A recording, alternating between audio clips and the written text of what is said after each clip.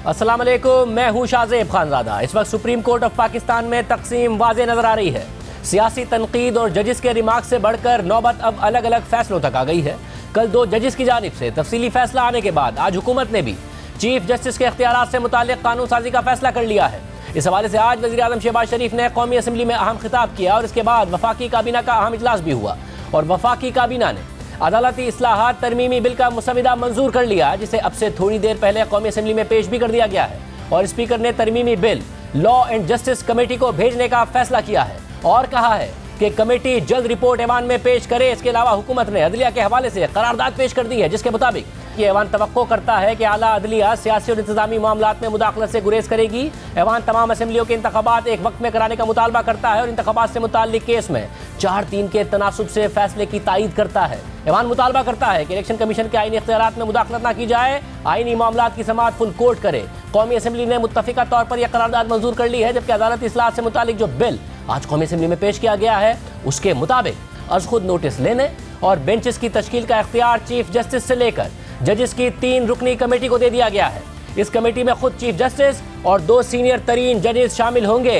ये कमेटी पहले आर्टिकल 184(3) के तहत मज़कूरा मामले का जायजा लेगी और अगर उसे लगे कि यह बुनियादी हुकूक का मामला है तो फिर वो उस पर समाअत के लिए कम से कम 3 रुकनी बेंच तश्कील देगी, जिसमें कमेटी के अराकीन भी शामिल हो सकते हैं। अहम बात यह है कि इस वक्त चीफ जस्टिस उमरता बंदियाल के बाद 2 सीनियर तरीन जजेस जस्टिस काजी फाइज ईसा और जस्टिस सरदार तारिक मसूद हैं, जिन्हें चीफ जस्टिस ने अहम बेंचेस में शामिल ही नहीं किया है और इस वजह से मुसलसल सवाल भी उठता रहा है। मगर अब ये बिल आ गया है। मुजवदा तरमीमी बिल में मजीद लिखा है कि 184(3) के तहत जो फैसला आएगा इसके खिलाफ अपील को 30 दिन के अंदर लार्जर बेंच के सामने रखा जाएगा और फिर लार्जर बेंच ज़्यादा से ज़्यादा 14 दिन में समाअत शुरू करेगा। जबकि आर्टिकल 188 के तहत रिव्यू फाइल करते वक्त मर्जी का वकील करने का इख्तियार भी दिया गया है। दूसरी जानिब पंजाब असम्बली के इंतखाबात आगे बढ़ाने के खिलाफ सुप्रीम कोर्ट में अहम समाअत जारी है और आज की समाअत में जजिस के अहम रिमार्क सामने आए हैं। गुज़िश्ता रोज़ जस्टिस मंसूर अली शाह और जस्टिस जमाल मंदूखेल का अज खुद नोटिस पर तफसीली फैसला सामने आने के बाद इबाहम पैदा हो गया था। ये बहस छिड़ गई थी कि सुप्रीम कोर्ट जिस मामले को सुन रही है वो काबिल समाअत भी है या नहीं। 2 जजेस ने अपने फैसले में वाज़े तौर पर लिखा है कि तहरीक इंसाफ ने जिस फैसले की खिलाफ वर्जी को चैलेंज किया है दर हकीकत वो फैसला ऑर्डर ऑफ द कोर्ट ही नहीं था। Order of the court justice Mansoor Ali Shah, justice Yahya Afridi, justice Jamal Mandokhail और जस्टिस अतर मिनल्लाह का वो फैसला था जिसमें उन्होंने अज खुद नोटिस को मुस्तरद कर दिया था। कल की समाअत के हुक्मनामे में भी एक जज ने ये लिखा है कि जो मामला हमारे सामने ज़ेर समाअत है अभी इसके काबिल समाअत होने या ना होने का फैसला होना बाकी है। लेकिन आज जब समाअत हुई तो कल जस्टिस मंसूर अली शाह के साथ मिलकर फैसला देने वाले जस्टिस जमाल मंदूखेल ने रिमार्क दिए कि फैसला 3-2 का है या 4-3 का है, ये हमारा अंदरूनी मामला है। चीफ जस्टिस उमरता बंदियाल ने भी अटॉर्नी जनरल से मुकालमा करते हुए रिमार्क दिए कि अगर आप 1 मार्च के फैसले पर वजाहत चाहते हैं तो अलग से दरख्वास्त दें। आज की समाअत में अटॉर्नी जनरल मंसूर उस्मान अवान ने कहा कि 1 मार्च के हुक्म में 2 जजेस ने फैसला दिया, लेकिन इस पर चीफ जस्टिस ने रिमार्क दिए कि यह अलग केस है। 1 मार्च के फैसले पर मेरा जवाब है कि कानून सदर को इख्तियार देता है कि वो तारीख दें। अगर आप 1 मार्च के फैसले पर वजाहत चाहते हैं तो अलग से दरख्वास्त दें। सादा सा सवाल है कि इलेक्शन कमीशन तारीख आगे कर सकता है या नहीं। अगर इलेक्शन कमीशन का इख्तियार हुआ तो बात खत्म हो जाएगी। अटॉर्नी जनरल ने दलाइल देते हुए कहा कि अदालती फैसला अगर 4-3 का हुआ तो किसी हुक्म का वजूद ही नहीं जिसकी खिलाफ वर्जी हुई है। अदालती हुक्म नहीं था तो सदर मुमलिकत तारीख भी नहीं दे सकते थे। 1 मार्च के अदालती हुक्म को पहले तय कर लिया जाए। तो चीफ जस्टिस ने इस पर रिमार्क दिए कि इस वक्त मुकदमा तारीख देने का नहीं मनसूख करने का है।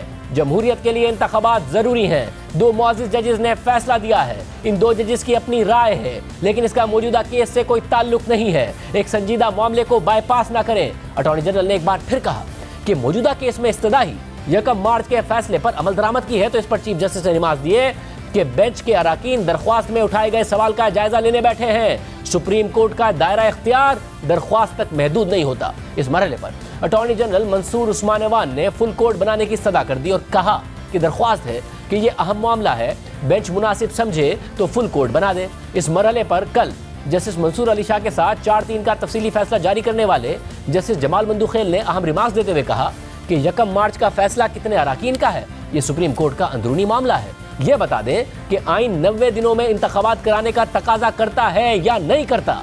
क्या इलेक्शन कमीशन इंतखाबात की तारीख मनसूख कर सकता है? इस पर चीफ जस्टिस उमर अता बंदियाल ने रिमार्क दिए कि मामला क्लियर करने पर जस्टिस जमाल मंदूखेल का मशकूर हूं, तमाम कौमी इदारों का एहतराम लाजमी है। इस मौके पर तहरीक इंसाफ के वकील अली जफर ने कहा कि हर इदारे को अपनी आईनी हुदूद में काम करना है। तो चीफ जस्टिस ने अली जफर से मुकालमा करते हुए रिमार्क दिए कि आपकी आला क़यादत से भी ऐसे रवैये की तवक्को है। क्या आपने अपनी सियासी क़यादत से बात की है? पीटीआई को पहल करना होगी क्योंकि अदालत से रुजू उन्होंने किया है। मुल्क में इस वक्त तशद्दुद और अदम बर्दाश्त है। मुआशी हालात देखें, आटे के लिए लाइनें लगी हुई हैं। आपस में दस्तों गिरेबां होने के बजाय उन लोगों का सोचें। तहरीक इंसाफ के वकील अली जफर ने कहा कि इंतखाबात में ताख़ीर हुई तो ये बहरान मजीद बढ़ेगा। इस पर चीफ जस्टिस ने रिमार्क दिए कि तहरीक इंसाफ अगर पहल करे तो ही हुकूमत को कहेंगे। दिलचस्प बात यह है कि जिस वक्त चीफ जस्टिस सुप्रीम कोर्ट में ये रिमार्क दे रहे थे, तकरीबन उसी वक्त वज़ीर आज़म शहबाज शरीफ पार्लियामेंट में खिताब कर रहे थे और ये कह रहे थे कि हमें काबीना से फैसला कराने का दर्ज देने वाले खुद भी अपनी काबीना से फैसले करवाएं। जिस तरह आज हर हफ्ते हम काबीना में हर मामला लेके जाते हैं, बाकी इदारों को भी काबीना में जाकर फैसले करने चाहिए। अगर ये काम हम कर रहे हैं तो बाकी क्यों नहीं कर सकते? वहां पर मेरी बात सबको समझ में आ रही है।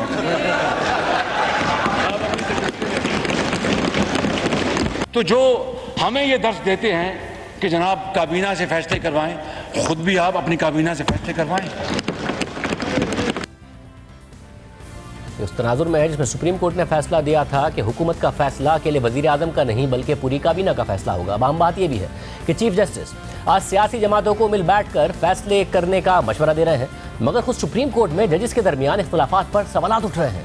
गुज़िश्ता रोज़ जस्टिस मंसूर अली शाह और जस्टिस जमाल मंदूखेल का जो फैसला आया है उसमें चीफ जस्टिस के सवाबदीदी इख्तियारात पर संजीदा सवालात उठाए गए हैं। चीफ जस्टिस के इख्तियारात पर नजरसानी की बात की गई है और लिखा है कि वक्त आ गया है कि हम वन मैन शो के इख्तियारात पर नजरसानी करें जो चीफ जस्टिस के दफ्तर के पास है। ये अदालत सिर्फ एक शख्स यानी चीफ जस्टिस के तनहा फैसले पर इन्हिसार नहीं कर सकती। चीफ जस्टिस के इख्तियारात को उसूलों पर मबनी एक निज़ाम के जरिए तमाम जजेस की मंजूरी के साथ रेगुलेट करना होगा। वन मैन शो चलाने का इख्तियार ना सिर्फ मौजूदा दौर से मुताबिकत नहीं रखता बल्कि ये अच्छी गवर्नेंस और जमहूरी उसूलों के खिलाफ है। वन मैन शो इख्तियारात को सिर्फ एक हाथ में महदूद कर देता है और निज़ाम में ताकत के गलत इस्तेमाल से मुताल्लिक खला पैदा कर देता है। जबकि एक शख्स के पास बहुत ज़्यादा इख्तियारात हो तो इस बात का शुबा होता है कि इदारा आमराना बन जाए, जिसका नतीजा ये निकलता है कि सिर्फ एक शख्स की पॉलिसीज़ की पैरवी होती है, जिसमें यह इम्कान और रुझान हो सकता है कि वो लोगों के हुकूक और उनके मफादात के खिलाफ जाए। हमें यह बात नहीं भूलनी चाहिए कि हमारा इदारा लोगों के तासुर से अपनी ताकत हासिल करता है। इस अदालत की पूरी इमारत अवामी एतमाद पर खड़ी है, इसलिए वन मैन शो को नजरसानी की ज़रूरत है क्योंकि यह मुख्तलिफ नुक्ता नज़र को रोकता है, ताकत को एक जगह मरकूज करता है और आमराना निज़ाम के खतरे में इजाफा करता है। ये सितम ज़रीफ़ी है कि अदालत दीगर अवामी ओहदेदारों को तो ये बताती रही है कि उन्हें अपने सवाबदीदी इख्तियारात को कैसे स्ट्रक्चर करना चाहिए, मगर इसी मयार के तहत खुद को पाबंद करने में बुरी तरह नाकाम हुई है,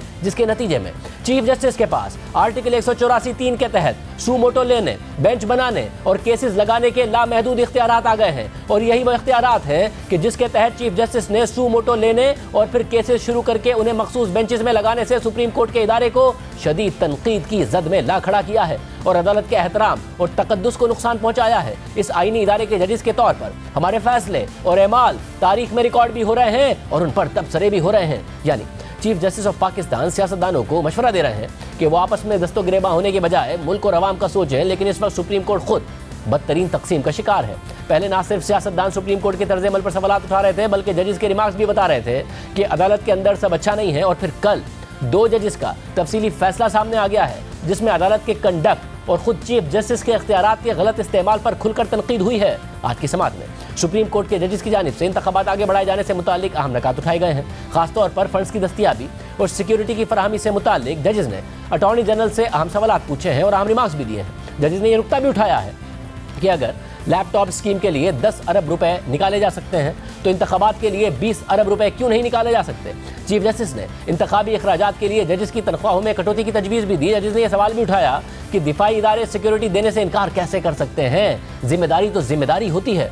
चीफ जस्टिस से मुसलसल मुतालबा किया जा रहा है कि फुल कोर्ट बनाया जाए जो आइन की तशरीह के मामलात को सुने। पंजाब और खैबर पख्तूनख्वा में इंतखाबात की तारीख के मामले पर भी यही हो रहा है और आज पाकिस्तान बार काउंसिल ने भी इस मामले पर फुल कोर्ट बनाने का मुतालबा कर दिया है, जबकि आज दौरान समाअत अटॉर्नी जनरल मंसूर उस्मान अवान ने अदालत में इस मामले पर फुल कोर्ट बनाने की दरख्वास्त की और कहा कि ये अहम मामला है और बेंच मुनासिब समझे तो फुल कोर्ट बना दे, मगर चीफ जस्टिस ने यह इस्तदा नहीं सुनी और समात आगे बढ़ा दी।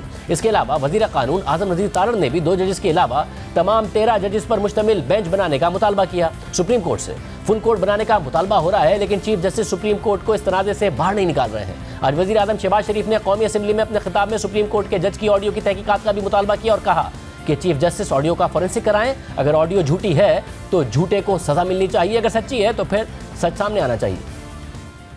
अभी एक ऑडियो आई और उस ऑडियो में एक सुप्रीम कोर्ट के जज के बारे में बाज़ इंकशाफात किए गए। मैं सुप्रीम कोर्ट की चीफ जस्टिस से गुजारिश करूंगा कि वो उस ऑडियो का फोरेंसिक ऑडिट करवाएं। अगर ये झूठी है तो पूरी कौम को पता चलना चाहिए कि झूठी है और झूठों को करार वाकई सजा मिलनी चाहिए, मगर अगर ये सच्ची है तो सच सामने आना चाहिए। अगर इन जज साहब के खिलाफ सबूत अगर है तो उसमें हाथ कंगन को आरसी क्या, सियासतदान तो 1 मिनट में जेलों में जाते हैं। कितने आला अदालतों के जज करप्शन पर निकाले गए, मैं जानना चाहता हूं जनाब स्पीकर। और सियासतदानों के खिलाफ आंखें बंद कर एसेट बियॉन्ड मींस के केसेस बन जाते हैं। वज़ीर आज़म शहबाज शरीफ ने मजीद कहा कि इमरान खान से उस वक्त तक बात नहीं हो सकती जब तक वह कौम से माफी नहीं मांगता।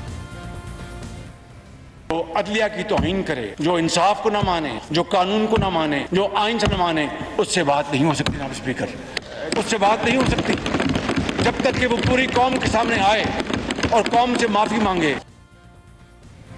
इसके अलावा आज की समात पर तबसरा करते हुए मरियम नवाज ने कहा कि इलेक्शन का फैसला करने से पहले इस बात का फैसला होगा कि 4-3 को 3-2 में क्यों बदला गया, इसके पीछे क्या मकासद थे और कौन कौन शामिल था। क्या इस अहम तरीन नुक्ते का इहाता किए बगैर जोर जबरदस्ती से कानून के खिलाफ फैसले को कालीन के नीचे छुपा कर कोई भी फैसला काबिल कबूल होगा? हरगिज नहीं। जबकि आज की समात पर तबसरा करते हुए तहरीक इंसाफ के रहनुमा फवाद चौधरी ने कहा कि जस्टिस जमाल मंदूखेल ने फैसले के तनासुब को अंदरूनी मामला करार देकर हुकूमत की मुहिम के करोड़ों रुपए डुबो दिए। कल से आपको पता है कि मरियम नवाज़ की और नून लीग की और पीडीएम के करोड़ों रुपए ये बयानियाँ बनाने पे खर्च हो चुके हैं कि किसी तरीके से चीफ जस्टिस पाकिस्तान को वो अंडरमाइन कर सके, सुप्रीम कोर्ट को अंडरमाइन कर सके। आज जस्टिस मंदोखेल साहब को ये क्रेडिट जाता है जिन्होंने ये करोड़ों रुपया हुकूमत का डुबो दिया, ये कह के कि ये हमारा इंटरनल मसला है, आपका प्रॉब्लम नहीं है। हमारे साथ वफाकी वजीर कानून आजम नज़ीर तारड़ साहब मौजूद हैं। तारड़ साहब बहुत शुक्रिया मैं शो में ज्वाइन करने के लिए। तारड़ साहब जो तरामीम हुई उस पर बात करने से पहले अभी एक करारदाद मंजूर हुई जिसमें भी कहा गया कि जी फैसला 4-3 का है। मरियम नवाज साहिबा ने भी कहा फैसला 4-3 का है।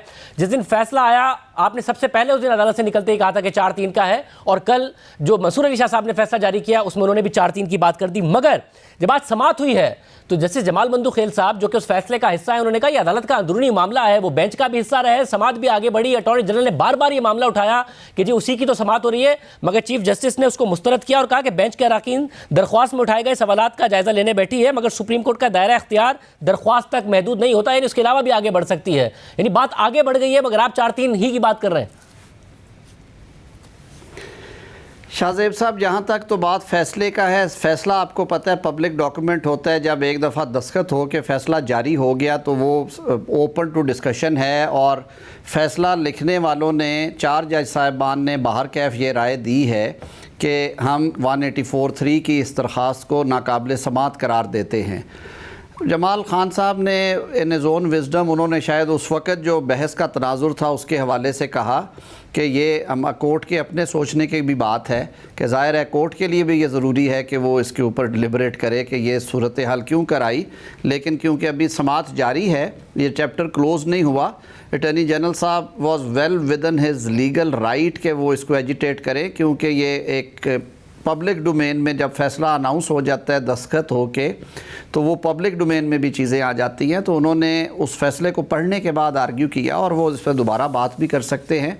ये कोई ऐसी चीज़ नहीं जिसे आप अंडर द कारपेट रख सकते हैं और कह सकते हैं कि जी बस ये इस पर मट्टी डल गई, आगे चलिए।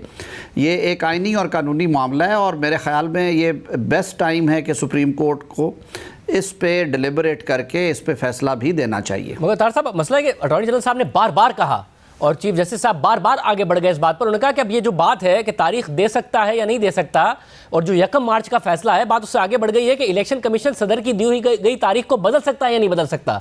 अदालत इस बात को देख रही है इस वक्त, वरना जो ओरिजिनल मामला था उसमें तो जस्टिस एजाजुल हसन साहब ने खुद ने अपने आप को बेंच से हटा लिया था, वो तो इस बेंच का भी हिस्सा है। जमाल मंदूखेल साहब जिन्होंने उस बेंच के बारे में कह दिया कि वो 4-3 का फैसला है, वो भी इस बेंच का हिस्सा है। मेरे लिए ये बात बड़ी तकलीफ़ दे है। मैं ख़ुद इस इदारे से मुंसलिक हूँ। मैंने 30-31 साल ज़िंदगी के वकालत में गुजारे हैं। आज भी अपने आप को वकील समझता हूँ। मेरे लिए तो एक ये हैरानकुन बात है कि जब आप एक मामले में रिक्यूज़ कर लेते हैं रज़ाकाराना तौर पे, तो उसी मामले में जब दोबारा मैटर टेकअप हो, क्योंकि ये उसी कॉन्टीन्यूटी में आ रहा है कि उस फैसले के अमल दरामद के हवाले से शिकायत हैं और मुद्दा वही है कि इलेक्शंस 90 रोज़ में होने हैं या 90 से आगे जाने हैं और इलेक्शन कमीशन ने बेरस मिनिमम टाइम में अरेंज करना है कि नहीं करना, ये बातें हैं। तो एजाज़ुल एहसन साहब को, अव्वल तो चीफ़ जस्टिस साहब को भी जुडिशल प्रेसिडेंट्स को और प्रोपराइटी को मद्देनज़र रख के मुनासिब होता अगर वो इसका हिस्सा ना होते, और जज साहब मौसूफ़ के लिए ख़ुद भी ये बहुत अच्छा होता कि अगर वो इस एस्पेक्ट को देखते और अपने पिछले फ़ैसले के मुताबिक इस बेंच से अपने आप को अलग करते। बारकैफ़ ये मामला भी जो हमारे सियासी जमातों के वकला हैं, उन्होंने आज ये इशू रेज़ करने की कोशिश की। उन्हें कहा गया कि कल आपको सुनेंगे, ये मामला अब अदालत में उठेगा। मैं इससे ज़्यादा बात नहीं करता, मगर अगर इसको क्योंकि वो अलग केस था। ये चीफ जस्टिस कह रहे हैं, ये वाला पॉइंट एड्रेस कीजिएगा जो आप कर रहे थे, मगर चीफ जस्टिस कह रहे हैं जल्द फैसला वो करना चाहते हैं। फैसला आ गया और इस बात के बावजूद आ गया कि आप कह रहे हैं वो 4-3 था और ओरिजिनल जुरिसडिक्शन नहीं थी और ख़त्म हो गया मामला, तो फिर क्या करेंगे? हुकूमत कबूल करेगी, नहीं करेगी? इलेक्शन कमीशन कैसे आगे बढ़ेगा, क्या होगा? अभी तो देखिए, अभी मामला अदालत में ज़ेर समाअत है। मेरे लिए ये बात भी बड़ी तकलीफ़ दे है कि ये एक इंतहाई इम्पॉर्टेंट कॉन्स्टिट्यूशनल केस है। आज तक पाकिस्तान की मॉडर्न तारीख़ में 2 मुख्तलिफ इलेक्शंस नहीं हुए। जब 58(2)B के तहत भी कौमी असम्बली तोड़ी जाती थी, कई दफ़ा सूबाई असम्बलियाँ सदर नहीं थे तोड़ने चाहते, लेकिन फिर वो भी तहलील कर दी जाती थी कि इलेक्शंस इकट्ठे हों। आइन के आर्टिकल 224 की मंशा ये है कि जब इलेक्शंस हो रहे हों तो वहाँ पर निगरान सेटअप हो। हमने तारीख़ से सबक सीखे। जब 3 दिन का फ़र्क होता था तो उससे भी इलेक्शन इन्फ्लुएंस हो जाता था। 1977 के इंतखाबात पे जो कंट्रोवर्सी उठी कि वो हुकूमत ने करवाए थे, उसकी वजह से मार्शल लॉ आया। हालांकि अगर वहाँ पे निगरान सेटअप होता तो शायद रिज़ल्ट उसी तरह के होते। तो ये सारी बातें अदालत को समझनी चाहिए। ये मुफादे आमा का केस है। मुफादे आमा के केस को इस तरह सूरत में और ऐसे हेस्ट में नहीं डिसाइड करना चाहिए। तमाम सियासी जमातों को सुन के इसका फ़ैसला होना चाहिए। इस दरख्वास्त को लाने वाली भी एक सियासी जमात और उसके अरकान पार्लियामेंट हैं। ये बहुत बड़ी नाइंसाफ़ी होगी अगर उनको टेक्निकल बुनियाद पे पॉलिटिकल पार्टीज़ को, जिनकी प्रेजेंस है खैबर पख्तूनख्वा और पंजाब असम्बली में और जिनकी प्रेजेंस नेशनल असम्बली में है और उनकी हिस्ट्री है, उन्होंने आम इंतखाबात में कौमी असम्बली में भी उनके मेंबरान ने हिस्सा लेना है, उन पार्टीज़ के मौक़िफ़ को ना सुनना, इस बात पे दलील के बाद फ़ैसला ना करना कि इलेक्शन इकट्ठे होने चाहिए या पीसमील होने चाहिए।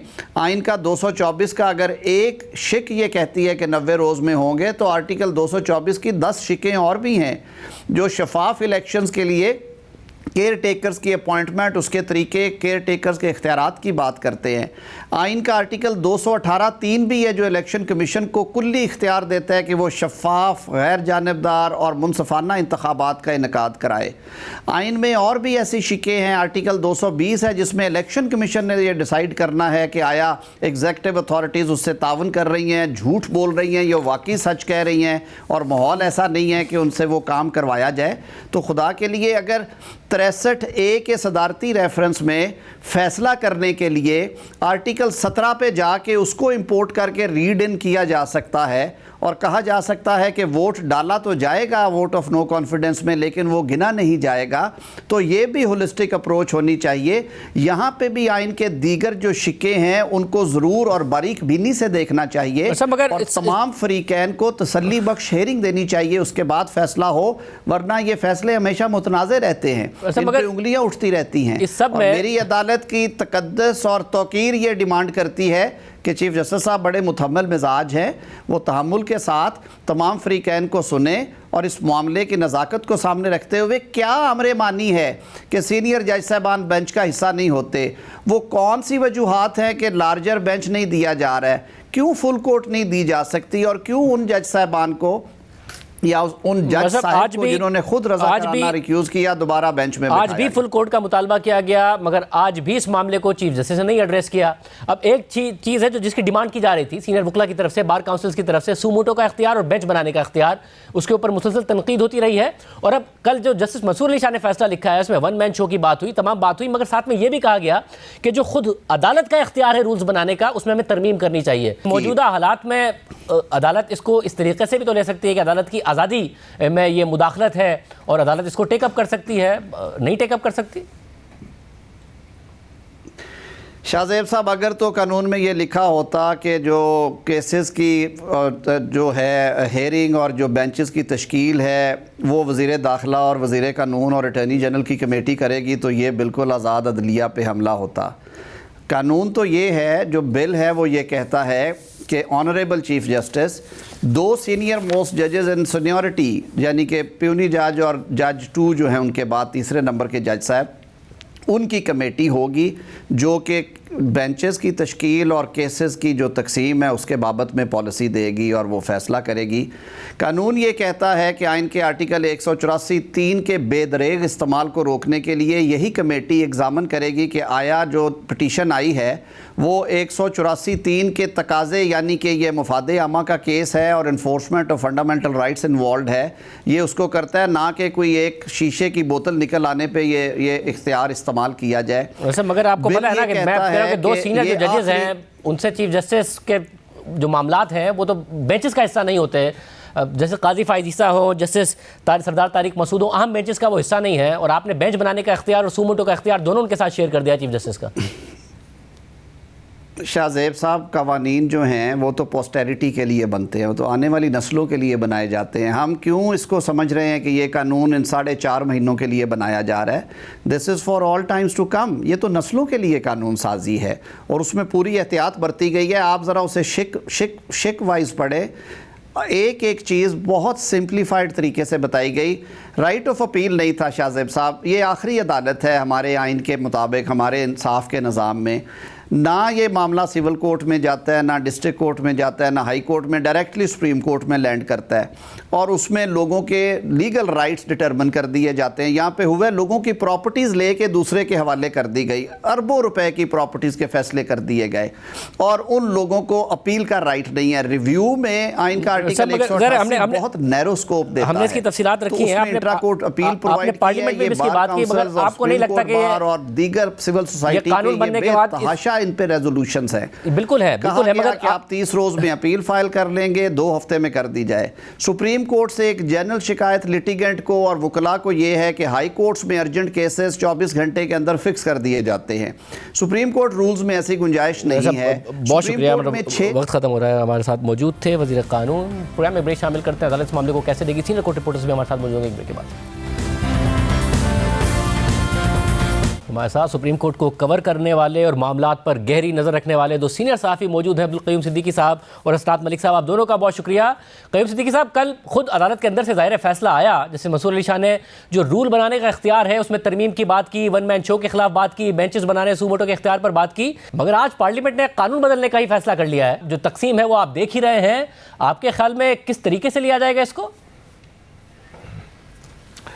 देखिए किस तरीके से लिया जाएगा। जाहिर है कि पार्लियामेंट ने अगर ये कानून मंजूर कर लेती है तो उसके बाद ये कानून तो होगा। अब उसके बाद आया इस कानून को चैलेंज किया जा सकेगा कि 184(3) के अंदर अगर वो कानून चैलेंज होता है तो मेरा ख्याल है कि उसके लिए फिर ये पहले तो सवाल पैदा होगा कि इस कानून के तहत 184(3) को बेंच बनाया जाए या पुराने तरीके के तहत ही बेंच बनाया जाए।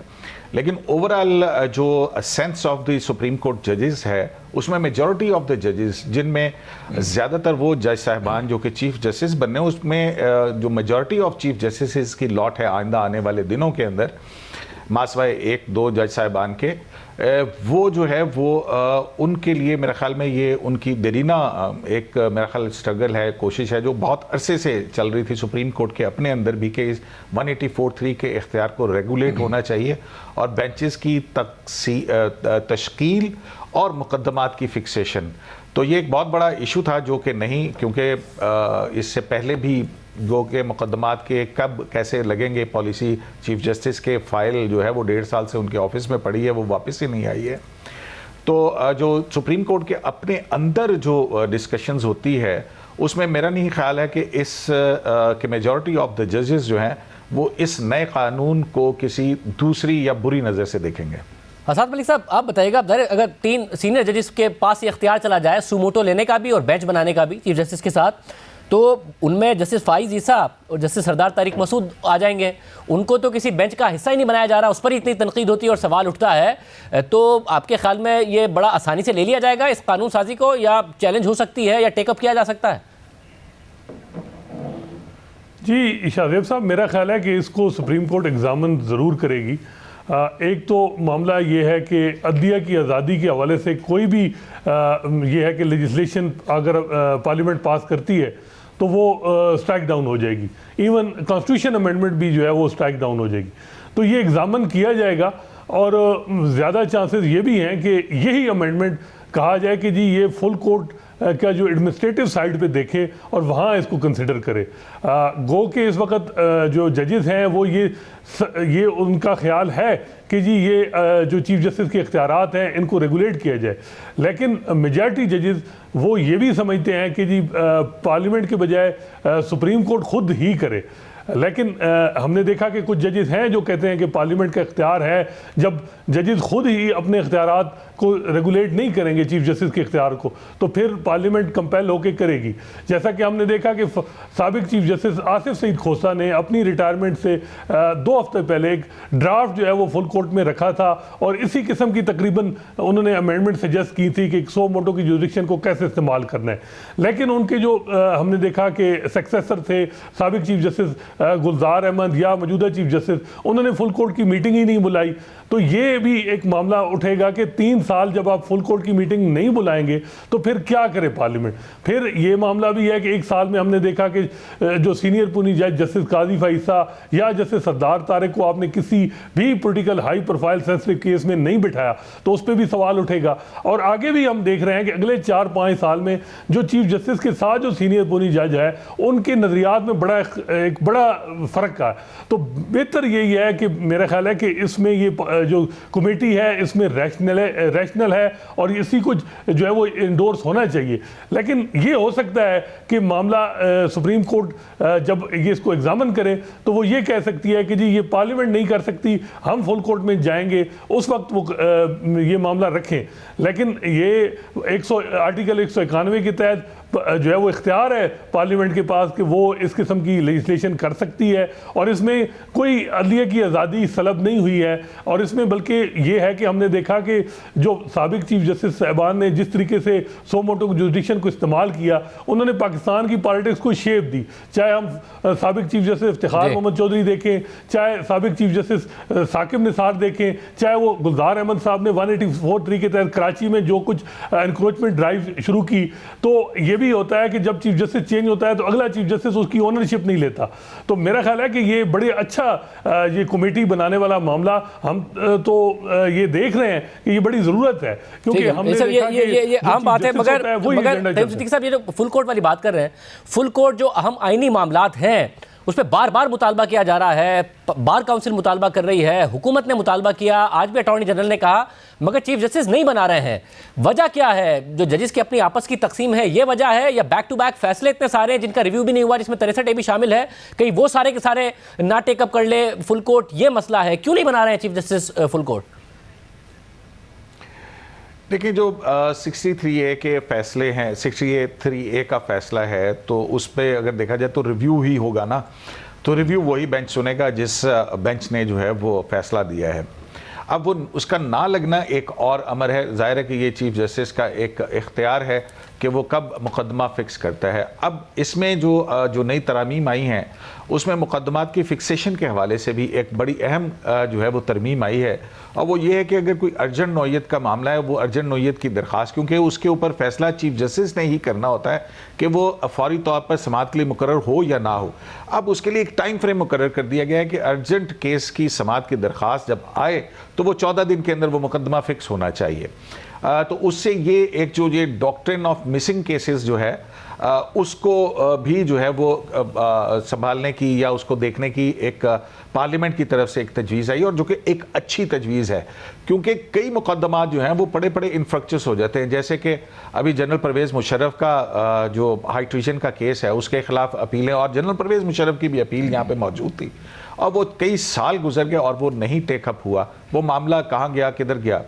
इसी तरह से 63A के ऊपर रिव्यू का मामला है, वो भी चीफ जस्टिस का इख्तियार है, वो लगाते हैं नहीं लगाते हैं, तो उसको भी जो है वो सोचने की कोशिश की गई। जहाँ पर दूसरी तरफ ये जो है कि कॉलेजियम या कमेटी ऑफ जजेस की बात की गई है कि 184(3) का जो इख्तियार है उसके हवाले से और मुकदमात की फिक्सेशन के हवाले से कि वो बेंचेस कैसे बनेंगे, तो यही वो बात थी कि जो चीफ जस्टिस का इख्तियार था।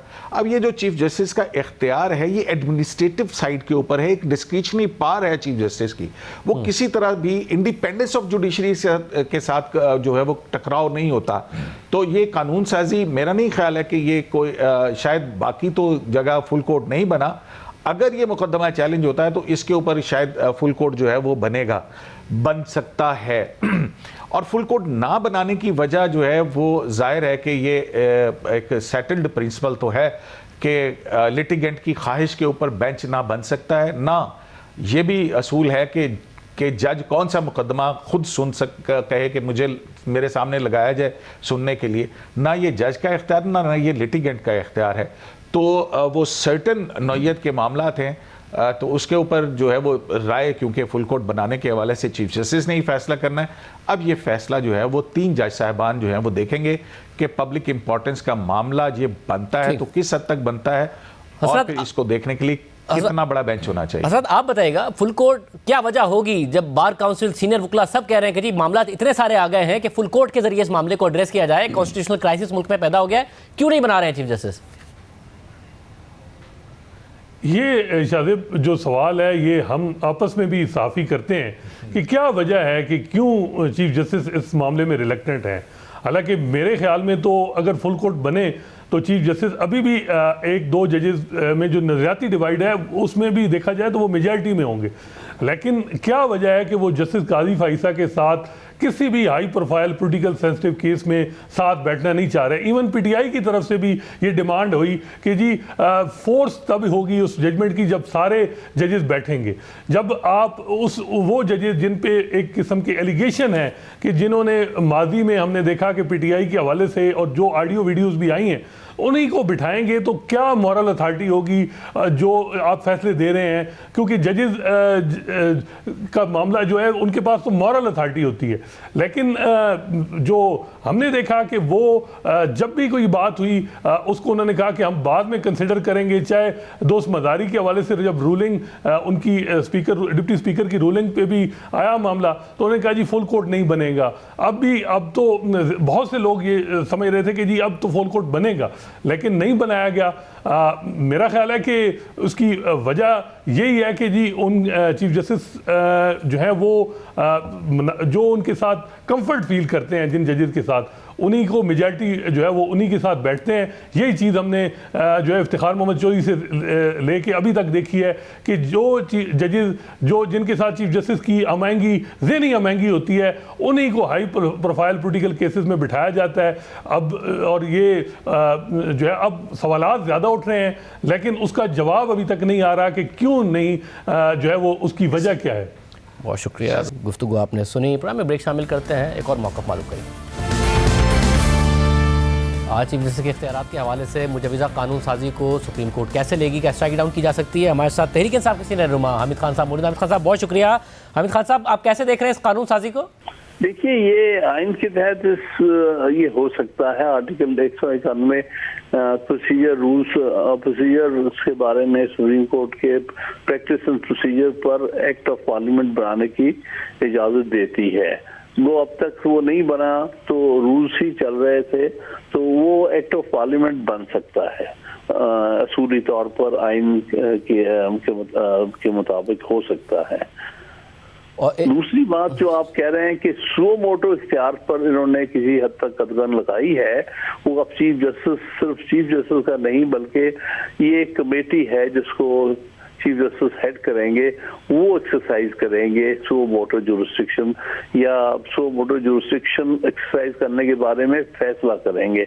तो ये एक बुनियादी तब्दीली थ्रू एक्ट ऑफ पार्लियामेंट लाने की कोशिश हो रही है, जिसमें बाहर कोई हर्ज नहीं है, बल्कि ये काफी अरसे से एक तरह से एक मुतालबा था वकला में भी, बाल्स का भी, कि ये स्वाबदीदी मामला जो है सिर्फ चीफ जस्टिस की हद तक ना हो, बल्कि इसमें एक कमेटी बनाई जाए जिसको वो हेड करे, ताकि बाई कंसेंसस केसेस जो है उनको सू मोटो पाल्स के तहत सुना जाए। मतलब और बेंच बनाने का इख्तियार, जिस पे भी ज़ाहिर है बहुत ज़्यादा सवालात उठते रहे थे। जी, इस पर भी ये क्वेश्चन काफी अर्से से चल रहा था कि बेंच की फॉर्मेशन भी जो है वो सिर्फ चीफ जस्टिस की स्वाबदीद पे नहीं होनी चाहिए, बल्कि इसके लिए भी कमेटी होनी चाहिए ताकि बेंचेस की फॉर्मेशन के कोई असूल तय हो सके। तो इसमें कोई हर्ज नहीं है अगर ये इख्तियार अकेले चीफ जस्टिस से लेकर चीफ जस्टिस की सरबराही में 3 जजेस की कमेटी एक्सरसाइज कर ले। तो साहब अब इसमें मसला है, आपको लगता है कि जो एक तकसीम है और जो इख्तलाफात है वो मामला हल हो सकता है? क्योंकि चीफ जस्टिस तो जो 2 सीनियर तरीन जजेस हैं, जैसे काजी फायजी साहब, जैसे तारिक मसूद, उन्हें बहुत सारे बेंचेस में नहीं शामिल किया, जिस पर तनकीद और सवालात उठते हैं। अब उनके साथ मिलकर बेंचेस का फैसला करना, सूमोटो का फैसला करना, आप ख्याल में ये प्रैक्टिकली हो पाएगा इन हालात में जो इस वक्त मौजूद है अदालत में?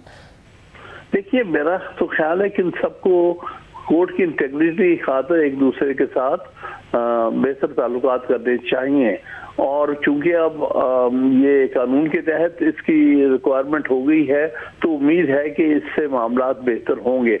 मैं समझता हूँ चाहे ये एक्ट पार्लियामेंट का हो या ना हो, फिर भी चीफ जस्टिस और सीनियर प्यूरी जज की आपस में अंडरस्टैंडिंग होनी चाहिए, क्योंकि बहुत सारे मामलात में उन दोनों का इकट्ठे होना जरूरी है।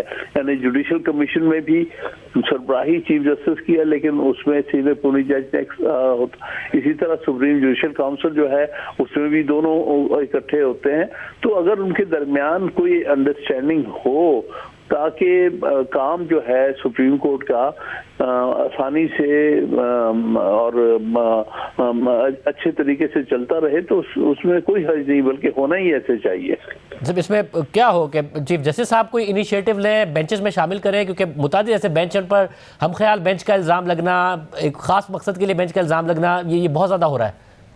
जी, बहुत हो रहा है, बल्कि ये जब से मौजूदा चीफ जस्टिस साहब आए हैं मुसलसल देखा जा रहा है कि इम्पोर्टेंट केसेस की हेयरिंग में जो बेंच बन रहा है उसमें काजी फाइसा साहब जो सीनियर मोस्ट जज हैं उनको शामिल नहीं किया जाता। हालांकि ये रवायत रही है और ये इंडिया में भी सुप्रीम कोर्ट की रवायत रही है कि कॉन्स्टिट्यूशनल केसेस में हमेशा सीनियर मोस्ट जज बिठाए जाते हैं ताकि किसी को इतराज ना हो कि किसी मखसूस जज को क्यों बिठाया जा रहा है, जूनियर जज को क्यों बिठाया जा रहा है, सीनियर जज को क्यों इग्नोर किया जाए, इस किस्म की ताकि कंट्रोवर्सी ना हो। बल्कि इंडिया में एक दफा हुआ है कि एक चीफ जस्टिस ने अपनी मर्जी से कॉन्स्टिट्यूशनल केसेस में जूनियर जज को अपने साथ बिठाना शुरू किया, तो 4 सीनियर मोस्ट जजेस ने एक प्रेस कॉन्फ्रेंस कर दी थी हेडेड बाय गोगोई, उस वक्त वो सीनियर प्यूरी जज थे। उन्होंने कहा था कि ये बिल्कुल हमारी रवायत के खिलाफ है कि हम सीनियर मोस्ट जज हैं, हमें उन अहम केसेस के बेंच में नहीं शामिल कर रहे और जूनियर को कर रहे हैं।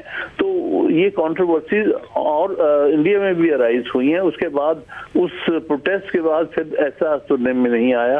अब वो तरीकाकार उनका यही है कि उसमें सारे सीनियर जज होते हैं। मैं समझता हूँ यहाँ भी ये कर लेना चाहिए और इसमें किसी किस्म की जिद और अना नहीं आनी चाहिए किसी भी जज की या चीफ जस्टिस की। बहुत शुक्रिया आमिर खान साहब की गुफ्तगू आपने सुनी। आज सुबह में इतना ही, अल्लाह हाफ़िज़।